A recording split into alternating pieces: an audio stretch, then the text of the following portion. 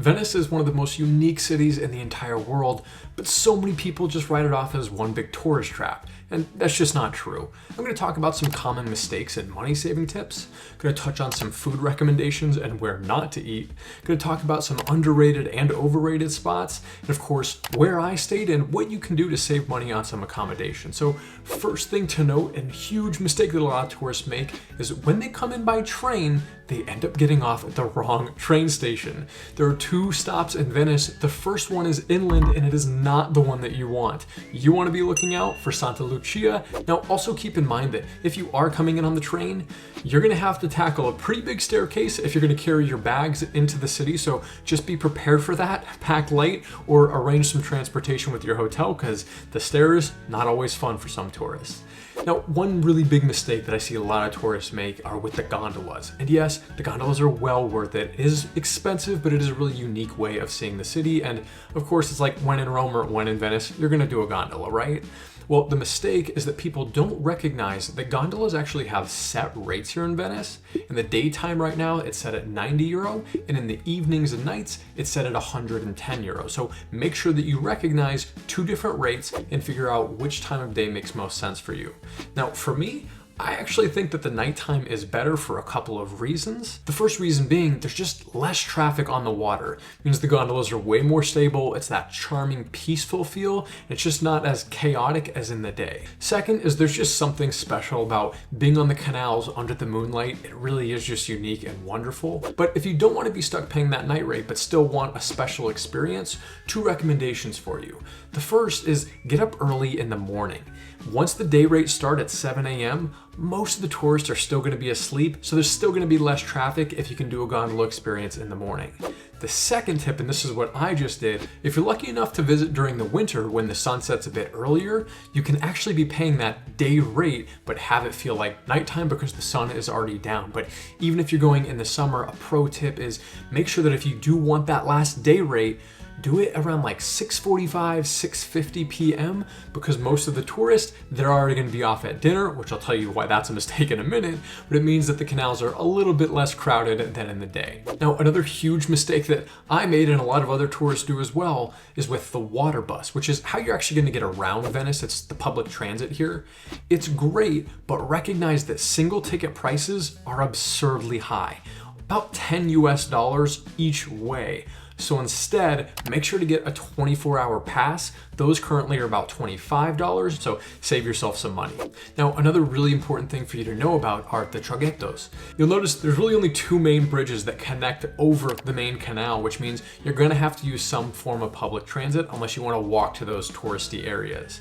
Now, the traghettos, what they'll do is it's really quick, hop on, hop off. You'll be across the canal in like 30, 45 seconds. It is $2 and it is cash only, and you'll see them on the map. The lines kind of look like this, so as long as you're looking for a traghetto, you'll end up finding your way.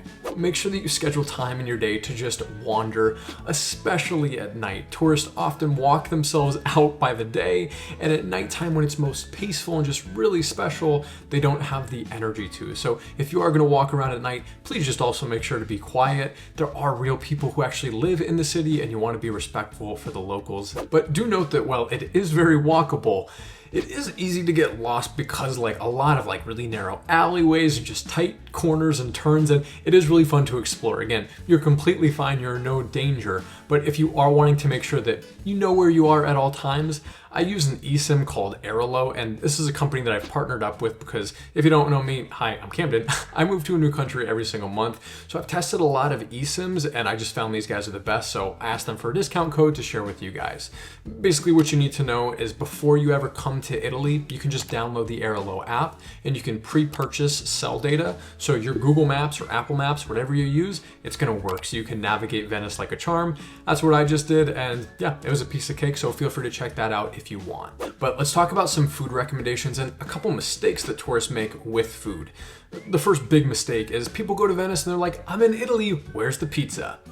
Guys, this is Venice, and it's a very different region in Italy. Pizza, not really a thing here. This is a seafood town, so make sure to embrace that side of the culture. It's really special, and the best way that you can embrace that is by trying the cicchetti. That is the local dish here. Think of it as like a small bite tapas style that often is gonna have fish, but not always. they're great. It's wonderful at those aperitivo times, which if you don't know what an aperitivo is, think of it as that pre-dinner snack slash drink, just the fun stuff in Italy. It's what all the locals will be doing, and I would encourage you as a tourist to do it as well, which leads me to another mistake that tourists make, which is, hey, I'm ready at 5:30 or 6 o'clock to sit down for dinner. Don't do that. Any restaurant that is open at like 5:36, even like 6:30 p.m., that is probably catering to the tourists, because locals here in Italy, they're at the aperitivos early and they're gonna sit down for dinner much later, typically around like 8 o'clock and even beyond that. So that's a pretty easy way to scan to make sure that you're not eating at all those tourist traps. But let's get into some specific food recommendations, because I do have them. I'm just gonna give you the highlights. I did build a digital guide that has kind of like all the information from this video and all my other food recommendations. It's completely free. You can pick it up and download it if you want. I hope it's helpful. But my top food recommendation is a restaurant called La Zucca. It's a wonderful little restaurant.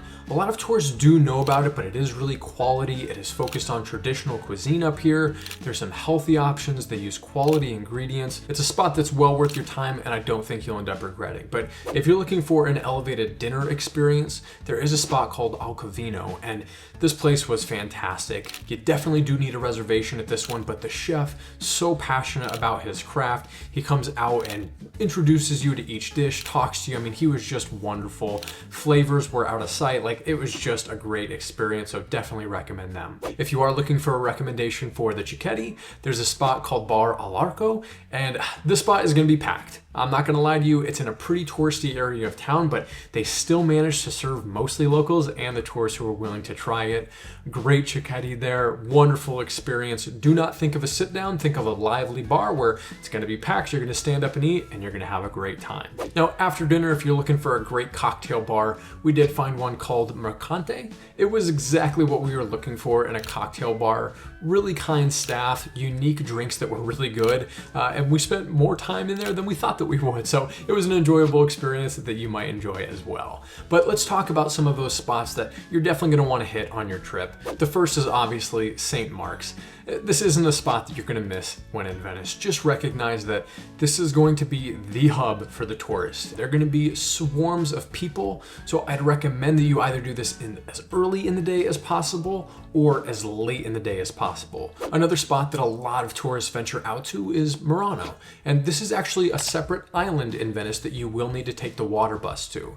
Now, Murano is the place that's famous for the glass factories, and I kind of have mixed feelings on the island. A lot of it is just kind of like one big curated like storefront where every place is selling beautiful glass, but a lot of it is just very similar and definitely aimed at the tourists. So be careful with how you spend your money there, but I definitely think it is worth a visit, only if you're gonna actually go to the glass factories.